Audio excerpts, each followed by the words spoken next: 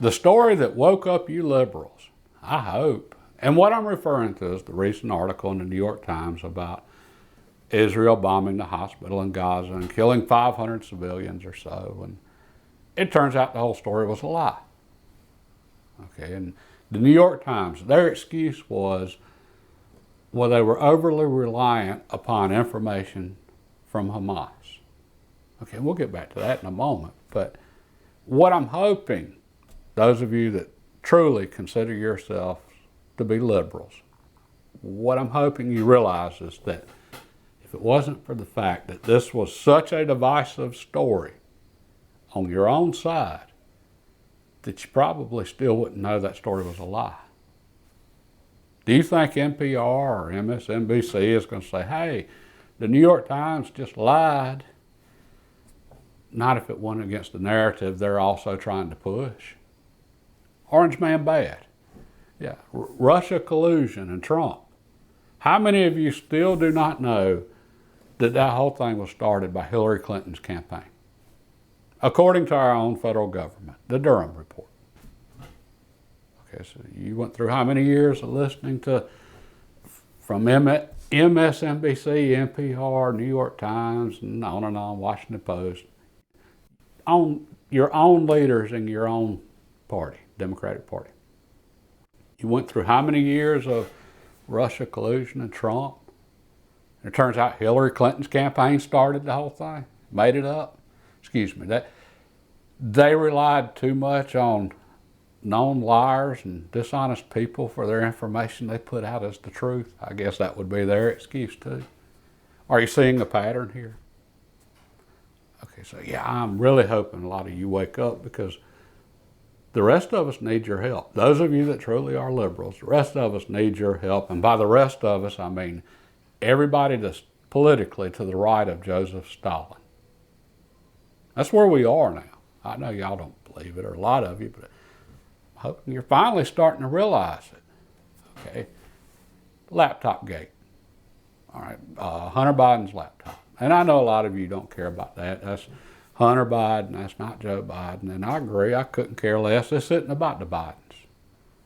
This is about, when did the FBI start deciding who's going to be president of the United States? All right, that's what just happened in 2020. New York Post, they broke the story on Hunter Biden's laptop. The FBI was already ahead of that and censoring that information on social media. Told Facebook and whoever else, don't put that out there. It's Russian disinformation, even though they knew it wasn't. Okay. Carl Bernstein, Bob Woodward, they broke the Watergate story, and they did this country a great service when they did. Got the truth out. I haven't heard a word from them about this, and Laptopgate is orders of magnitude worse. Watergate, Nixon lied for some idiot friends of his.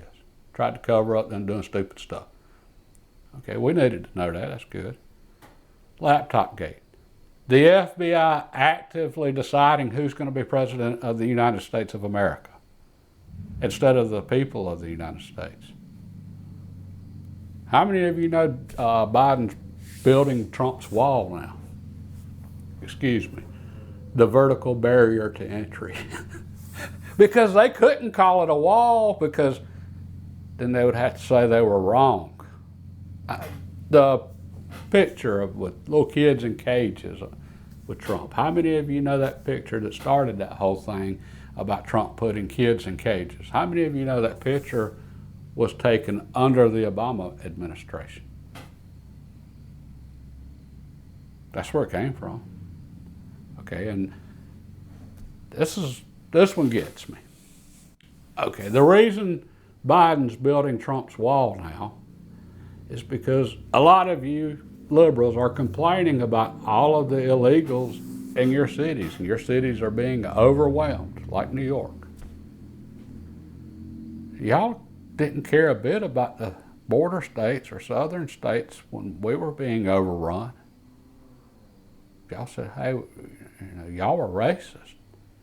This is a sanctuary city. It doesn't affect us. We don't have to deal with any of the consequences from that. So we're going to be a sanctuary city. Now that you're actually being overrun, it's, oh no, we can't afford this. We can't handle this. Y'all honestly just didn't care at all about the rest of the country when it was happening to them. Are y'all that self-centered? I think that's a valid question right now. So yes, I am really hoping y'all wake up and help out the rest of us. And by the rest of us, again, I mean everybody politically to the right of Stalin, including so many liberals, people on the left, that they value the truth too much to lie about what they're seeing. And we're not even going to get into all of the vaccine stuff over the last few years. How many of you got all of your booster shots? Every one of them. Or how many of you stopped and said, I don't think I need to? Okay, you had no problem pointing to the rest of us and calling us vaccine deniers because we just had some questions about this, and we had a lot of questions about when did the federal government get to start mandating things that we don't know anything about. That didn't make us vaccine deniers. That's common damn sense. Okay, so yeah, I'm really hoping a lot of y'all wake up. And we're to the point now I can't even tell you where to go for information. It's gotten that bad. Conservatives don't even trust Fox News. Don't go there. I mean, it's better than the New York Times, but I don't think it is by much. Tucker Carlson, I mean, I like what he says, or I like what he's trying to do, but I don't believe a lot of what he says. I mean, we're to the point now that I don't know who to trust. I listen to different people for bits and pieces of information, and then I try to put it together. That's where I'm at. There's several people that I do trust them. I just don't know how good their information is. But I do believe they are trying to tell the truth. And we're to the point that's got to be your number one priority. Are the people you listening to telling you the truth, or are they telling you a narrative? And if you've called them in one lie, then if you get to digging just a little bit, you're going to realize they've probably been telling you a bunch of them. Now, just for full disclosure, I'm Tom, and I'm a capital C conservative. Yeah, but I do believe in honesty. And notice I did not say I'm a Republican. Okay, what you're seeing right now with the House of Representatives and the Speaker of the House, all that, you're seeing a little civil war going on amongst us conservatives right now. There's a small minority that's trying to put an end to this just insane corruption in Washington right now.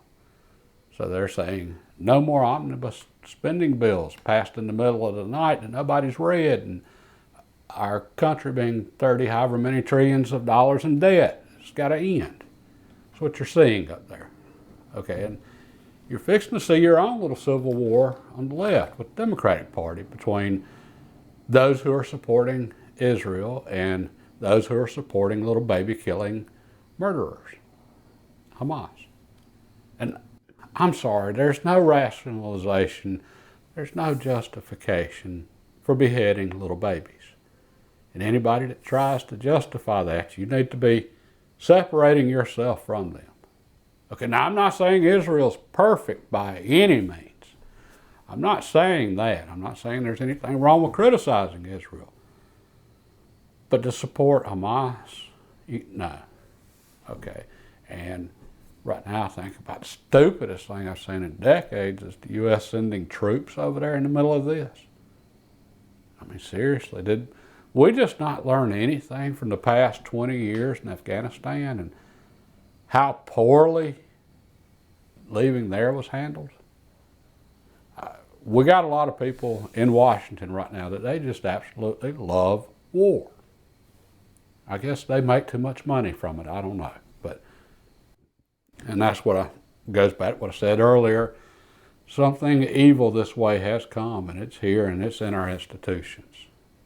All right, we got to stop this. And for those of you that all you've done is read the New York Times and listen to NPR and MSNBC. I'm going to leave some links to some channels below that most of these people are left-leaning themselves. I think you might find it informative.